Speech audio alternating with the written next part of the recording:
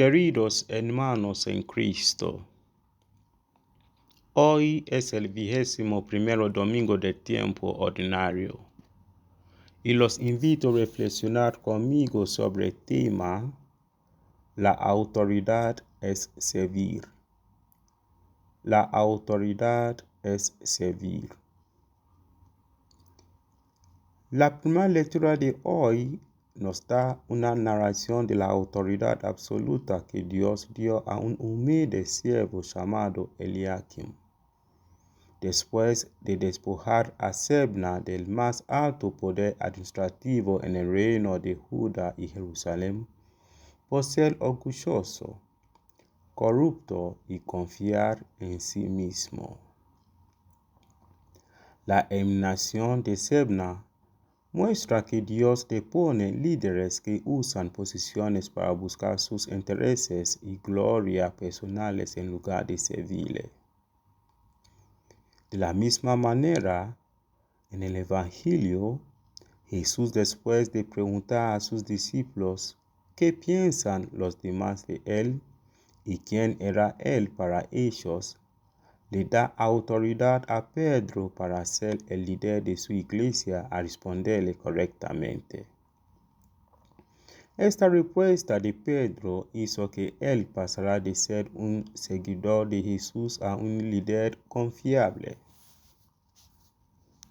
Dios, sabiendo muy bien que no podía estar físicamente presente entre nosotros, decide siempre elegir personas confiables que se supone que son representantes de Él en esta tierra.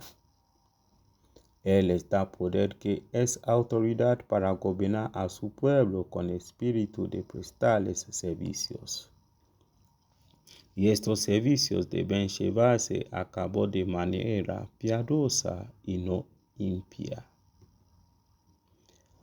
Desafortunadamente, hoy vivimos en un mundo donde la percepción sobre la autoridad deduce una connotación negativa simplemente por la adopción de una mala actitud de abuso de poder por parte de muchas personas que han sido nombradas líderes en todos los campos de la vida. En lugar de buscar el interés de las personas a quienes Dios ha confiado en sus manos, muchos de nuestros líderes a su vez buscan dirigir su atención hacia sus ganancias personales y egoístas a expensas de las personas vulnerables.